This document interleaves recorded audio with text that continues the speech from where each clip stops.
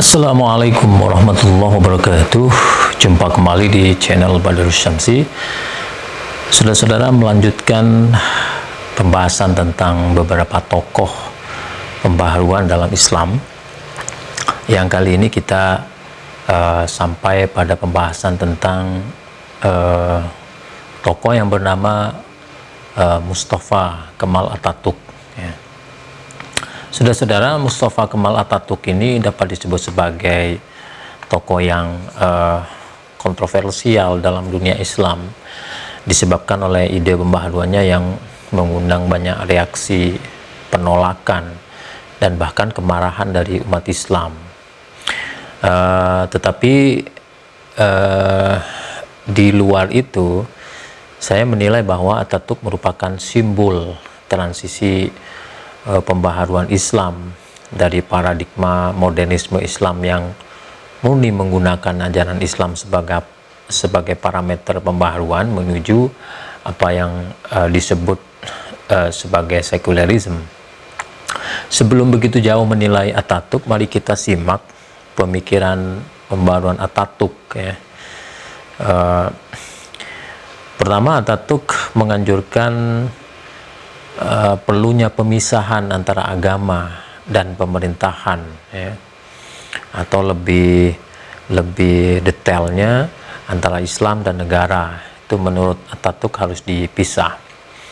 Kemudian yang kedua, Atatürk mengusulkan agar kedaulatan Turki tidak lagi berada di tangan sultan, ya, tetapi di tangan rakyat. Mungkin yang Atatürk maksudkan adalah dari sistem kerajaan ke sistem demokrasi. Yang ketiga, menurut Atatürk, sultan hanya mengurusi aspek-aspek spiritual dan tidak boleh mengurusi aspek-aspek duniawi, misalnya kepemimpinan politik, organisasi kemasyarakatan, dan sebagainya. Kemudian menurut Atatürk, bentuk negara khilafah harus diganti menjadi negara republik. Nah, saudara-saudara, tentu saja konsekuensi dari pemikiran itu berakibat pada perlunya penghapusan lembaga-lembaga syariah yang ada, semisal dihapuskannya Biro Syekhul Islam. Jadi ini lembaga-lembaga syariah yang sempat dihapus oleh Kemal Atatürk. Biro Syekhul Islam, kemudian Kementerian Syariah, ya, Mahkamah Syariah, ya, dan sebagainya.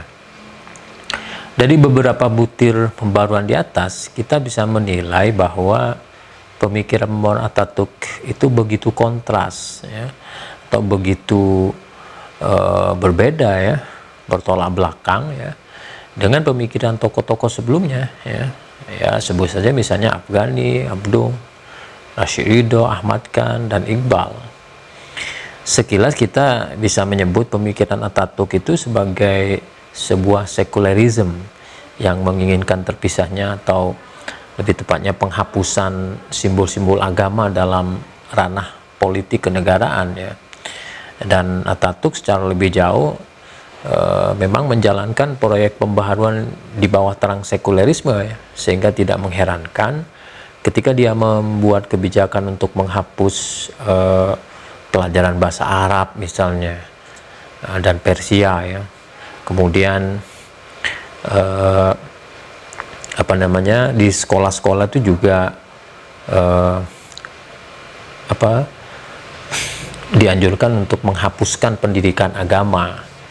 Jadi pendidikan agama di sekolah itu dianjurkan atau perlu dihapus, gitu, ya.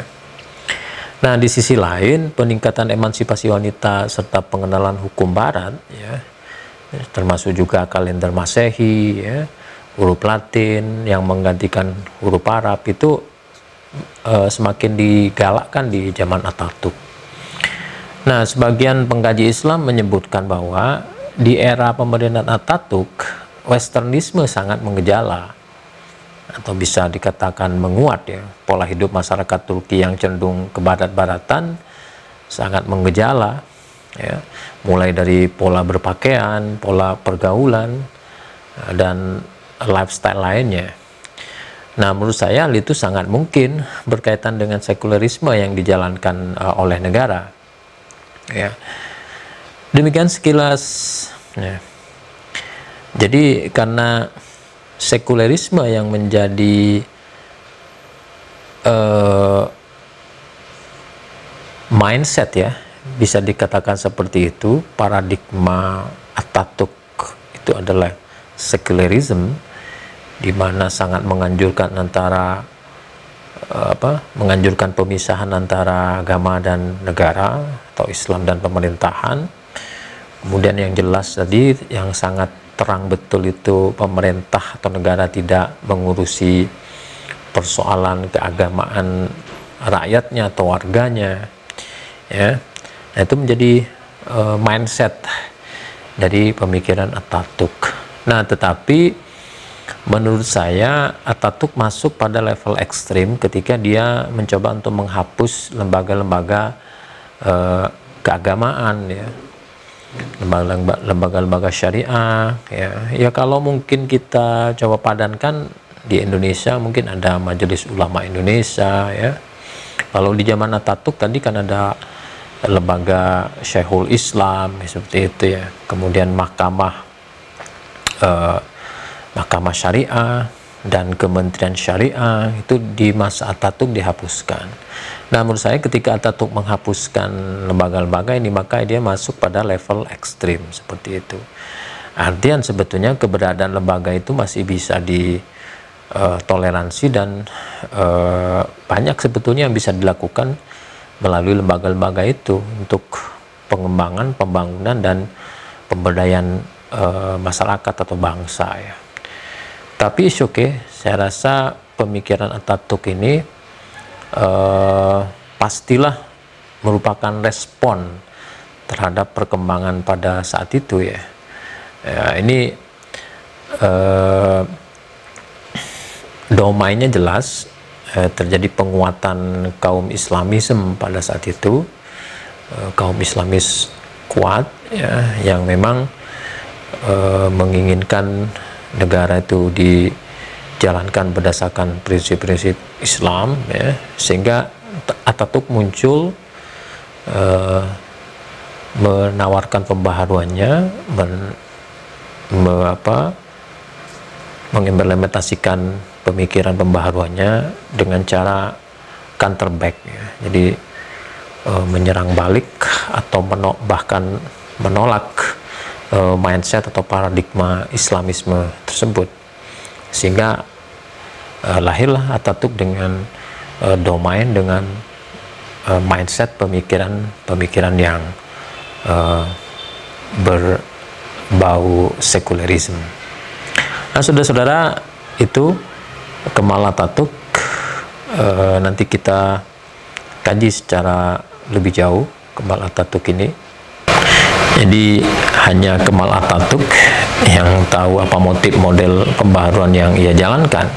Selalu ada nilai positif dan negatif tentunya dalam setiap pemikirannya. Dalam konteks pengenalan nilai-nilai atau ajaran, budaya, dan etika dari satu bangsa kepada bangsa lainnya, Atatürk masih memiliki muatan positif, ya. Anggap saja mengganti huruf Arab dengan huruf Latin merupakan sebuah pengetahuan lain dari yang belum diketahui oleh orang-orang Turki waktu itu, yang selama ini hanya mengenal kebudayaan Arab semata. Nah, tetapi sekontroversial apapun seorang Atatürk, ia tetap merupakan seorang Muslim yang ingin memperbarui bangsa Turki, ya.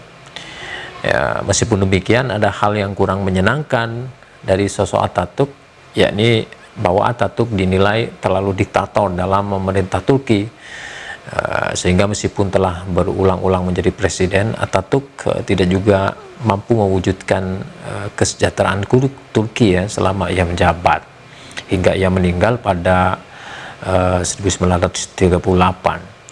Nah, kesabaran masyarakat Turki untuk dipimpin secara diktator dan diharuskan hidup dalam nuansa sekuler dan westernis seharusnya dibayar dengan kemajuan dan kesejahteraan, ya.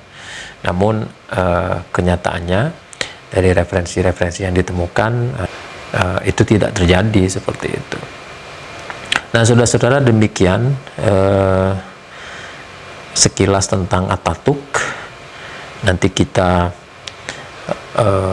eksplorasi lagi di dalam diskusi. Siapkan saja pertanyaan atau tanggapan atau hasil eksplorasi Anda. Saya hanya memberikan stimulus agar Anda membaca tokoh ini secara lebih jauh. Sekian, Assalamualaikum warahmatullahi wabarakatuh.